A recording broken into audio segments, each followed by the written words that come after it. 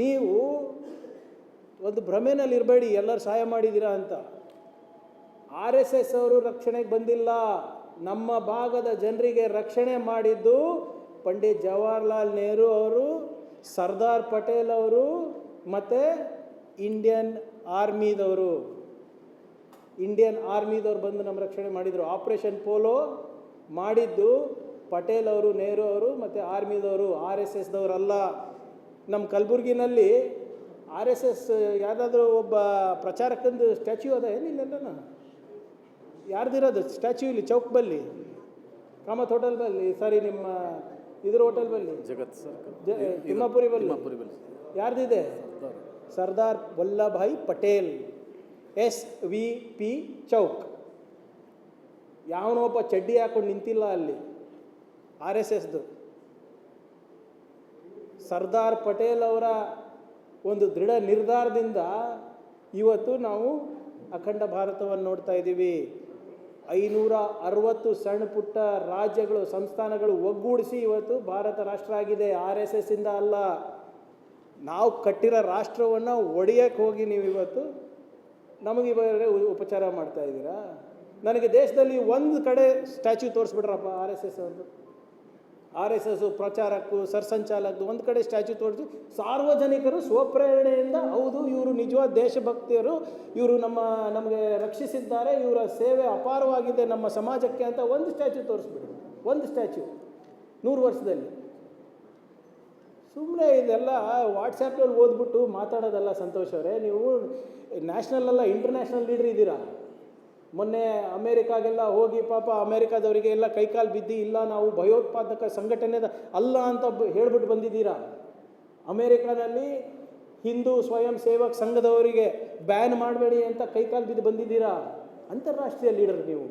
ವಾಟ್ಸ್ಯಾಪಲ್ಲಿ ನೋಡಿಬಿಟ್ಟು ಯಾವನೋ ಬರೆದಿದ್ದಾನೆ ಅಂದ್ಬಿಟ್ಟು ನೀವು ಬಂದು ಹಿಂಗೆ ಹೇಳಿದ್ರೆ ನಮ್ಮ ಕುಟುಂಬಕ್ಕೆ ರಕ್ಷಣೆ ಮಾಡಿದ್ದು Indian national army, Indian army, Patel ಅವರು, ನೆಹರು ಅವರು, RSS ಅವರು ಅಲ್ಲಪ್ಪ. ನೀವು ನಿಮ್ಮ RSS ನೀವು ಯಾರು ನಿಮ್ಮ ಒಂದು ಮನೆ ನಾಯಿ ಕೂಡ ಸತ್ತಿಲ್ಲ ದೇಶಕ್ಕೋಸ್ಕರ. ಒಂದು ನಿಮಿಷ ಇದ್ರೆ ಈಗ ನೋಡ್ರಿ, ಈಗ ಪಾಪ ಚಡ್ಡಿಯಿಂದ ಪ್ಯಾಂಟಿಗೆ ಬಂದಾರೆ. ಈಗ 2-3 ವರ್ಷ ಆಯಿತು. ಅವ್ರ ಹತ್ರ ಕಲಿಬೇಕೇನು ನಾವು? ನೋಡಿ ಒಂದು ನಿಮಿಷ ದಯವಿಟ್ಟು ಇದನ್ನು ನಾನು ಫಸ್ಟ್ ಕ್ಲಿಯರ್ ಮಾಡ್ತೀನಿ ಎಲ್ಲ ನಮ್ಮ ಮಾಧ್ಯಮ ಸ್ನೇಹಿತರಿಗೆ. RSS cannot be band.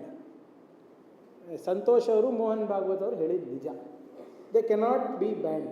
ಕಾರಣ ಯಾಕಂದರೆ ಅವ್ರು ರಿಜಿಸ್ಟರೇ ಆಗಿಲ್ಲ. ನಿಮ್ಮ ಸಂಸ್ಥೆಯನ್ನು ನಾನು ಬ್ಯಾನ್ ಮಾಡಬೇಕಂದ್ರೆ ನೀವು ರಿಜಿಸ್ಟರ್ ಆಗಬೇಕಲ್ಲ. ನೀವು ರಿಜಿಸ್ಟ್ರೇಷನ್ನೇ ಆಗಿಲ್ಲ. ನಾನು ಅದೇ ಕೇಳ್ತಾ ಇರೋದಲ್ಲ, ನಿಮ್ಮದು ಅಧಿಕೃತವಾಗಿ ನೋಂದಣಿನೇ ಆಗಿಲ್ಲ ಅಂದರೆ ನಿಮ್ಮ ಚಟುವಟಿಕೆಗಳು ಹೇಗೆ ನಡೆಸ್ತಾ ಇದ್ದೀರಾ? ಕುಲಕರ್ಣಿ ಅವರೇ, ನೀವು ಕಟ್ತಿರಲ್ಲ ತೆರಿಗೆ, ನಿಮ್ಮ ತೆರಿಗೆ ಮೋಹನ್ ಭಾಗವತ್ ಅವರ ಅಡ್ವಾನ್ಸ್ ಸೆಕ್ಯೂರಿಟಿ ಲಯಸನಿಗೆ ಹೋಗುತ್ತೆ ಗೊತ್ತಾ? ಆ ಅಡ್ವಾನ್ಸ್ ಸೆಕ್ಯೂರಿಟಿ ಲಯಸನ್ ರಕ್ಷಣೆ ಯಾರಿಗಿದೆ ಗೊತ್ತಾ? Ministry of external affairs, home minister of India, prime minister of India. ಅದು ಮೋಹನ್ ಭಾಗವತ್ ಅವರಿಗಿರೋದು, ನಿಮ್ಮ ತೆರಿಗೆ ಇಂದ ಹೋಗ್ತಾ ಇರೋದು.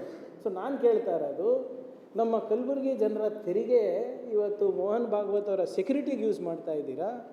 ಯಾವ ಮಾನದಂಡದಲ್ಲಿ ಯೂಸ್ ಮಾಡ್ತಾ ಇದ್ದೀರಾ? ಯಾಕೆ ಮಾಡ್ತಾ ಇದ್ದೀರಾ ಹೇಳಿ ಸ್ವಾಮಿ? ಕರ್ನಾಟಕ ಪೊಲೀಸ್ 20 ಲಕ್ಷ ಜನ ಈ ಸಂಘಟನೆದವರಿಗೆ ಭದ್ರತೆಯನ್ನು ಕೊಡ್ತಾರೆ. ಅವರು ಪಥಸಂಚಲನ ಮಾಡಬೇಕಾದಾಗ ಪರ್ಮಿಷನ್ ತಗೊಳ್ಳಿ ಸ್ವಾಮಿ. ನೀವು ಯಾರು ಸ್ವಾಮಿ ನಮಗೆ ಗೊತ್ತಾಗಬೇಕಲ್ಲ ಅಂತ ಅಷ್ಟೇ ಕೇಳ್ತಾ ಇರೋದು. ಸರಿನಾ? ಇಲ್ಲ ನೀವೇ ಹೇಳಿ.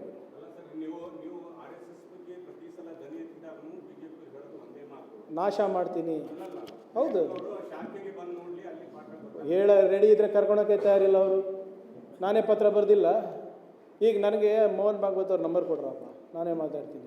ನನ್ನ ಹತ್ರ ಇಲ್ಲ, ಅದಕ್ಕೆ ನಾನು ನಿಮ್ಮ ಸಹಾಯ ಕೇಳೋದಲ್ಲ. ಮಾಧ್ಯಮದವರು ನಾನು ಪತ್ರ ಬರೆದಿದ್ದೆ, ನಾನೇನು ಹೇಳಿದ್ದೀನಿ, ನೀವು ಬನ್ನಿ ಎಕ್ಸ್ಪ್ಲೇನ್ ಮಾಡಿ. ನೀವು ದೊಡ್ಡವ್ರು ಕಳಿಸ್ಬೇಡಿ. ನೀವು ಲೀಗಲಲ್ಲಿ ಯಾರಿದ್ದಾರೆ ಅವ್ರಿಗೆ ಕಳಿಸಿ. ನನಗೆ ಅರ್ಥ ಆಗಿಲ್ಲ ಅಂದರೆ ನಾನೇ ಬರೋಕ್ಕೆ ರೆಡಿ ಇದ್ದೀನಿ.